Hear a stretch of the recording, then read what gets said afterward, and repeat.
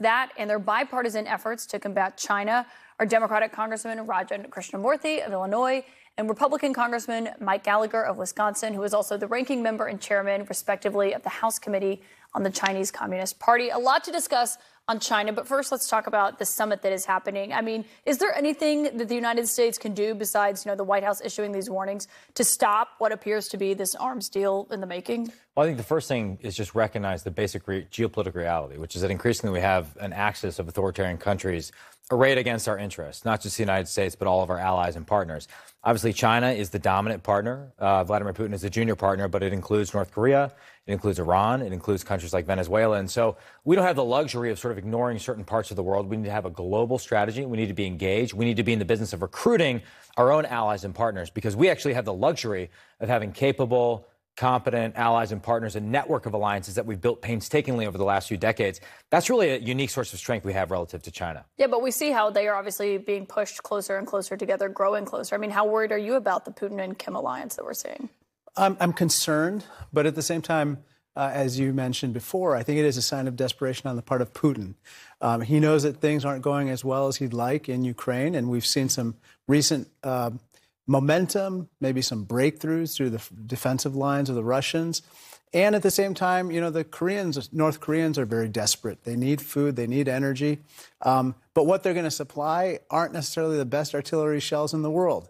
Published reports show that a lot of this stuff doesn't even reach its intended targets, which tells me that, both sides are desperate. And so although we want to treat this appropriately, and he is breaking sanctions by potentially selling arms to Russia, I think that we don't want to overreact either. But would there be consequences for breaking those sanctions? I mean, or just seeing that this is this desperate act? I think there should be. Certainly, we can do a better job of enforcing our existing sanctions regime, potentially expanding it where necessary. One thing we've contemplated for years, which should be on the table, and we're talking about North Korea, Russia, but traditionally, North Korea gets an economic lifeline from China, and secondary sanctions on Chinese banks and businesses that abet the North Koreans' regime's destabilizing behavior, I think, should be on the table going forward. Obviously, China borders both Russia and North Korea.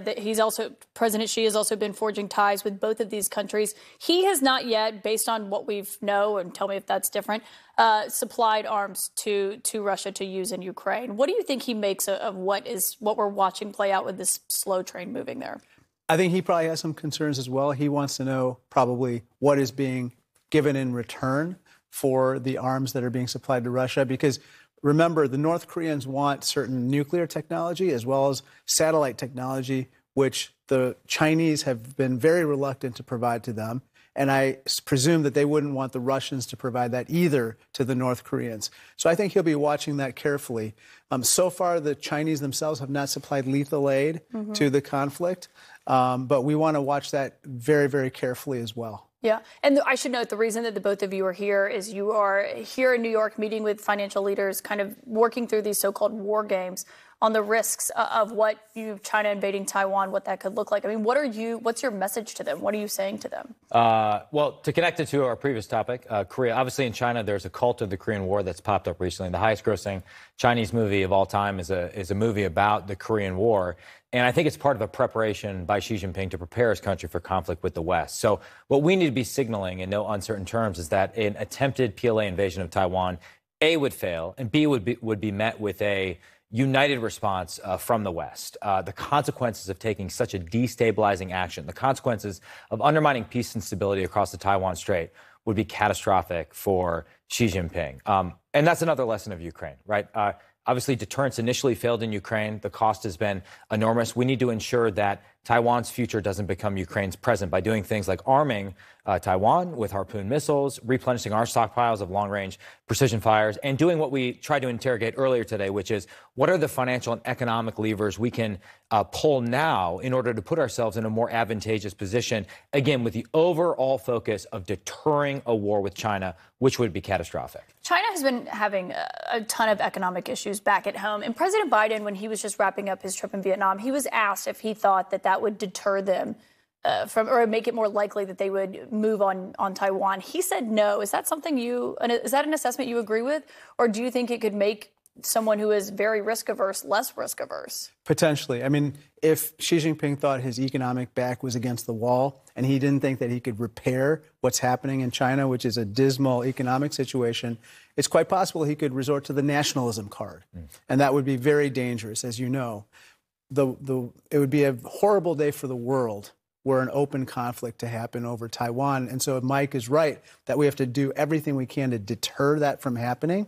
At the same time, we need to work with our partners and friends and allies in the region to weave an economic partnership as well that makes it more likely that China will actually play by the rules of the road economically and not just militarily, because as you know, they engage in dumping, cyber theft, intellectual property theft, and other types of moves that really hurt our economy. The last point is, unfortunately, a lot of American dollars through investments in Chinese companies actually fuel crackdown on human rights in China, as well as a buildup of the PLA.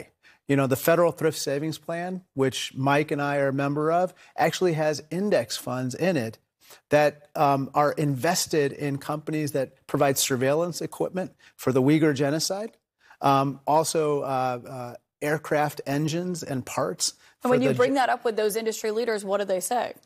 Well, basically they say, first of all, it's in our fiduciary duty to actually be investing in these things, which is completely ridiculous. I don't think it's in the best interest of federal employees to be investing in these types of companies. And then secondly, it's up to us in Congress also to legislate to make sure this doesn't happen. So this is one of the reasons why we're here to talk about this, to explore what needs to be done, and to prevent us from fueling or funding, you know, the very things that we don't want to have happen in China. Is that message breaking through? What's the response been? I think so. I think even the asset managers or bankers on Wall Street who have a more dovish position on China than I do or we do recognize they could live with a more aggressive set of restrictions so long as there was predictability, so long as we legislated a solution that transcended this administration or the next. So we're not ping-ponging back and forth between different executive orders or different regulation. And if there was an appropriate transition period, a glide path to the new rules, I think even people who don't have the view of the CCP threat that we do could live with that reality, which is why it's up to us to step up and legislate a solution. And the final thing I'd say is, though reasonable people can disagree about where to draw the line for economic engagement with China, I don't think anyone can defend the idea that we should be allowing American retirees to invest in Chinese military companies that are building things designed to kill Americans in a future conflict. Congressman, it's an important bipartisan issue, clearly, to both of you. So thank you both for joining me on set tonight. Thank you, Caitlin.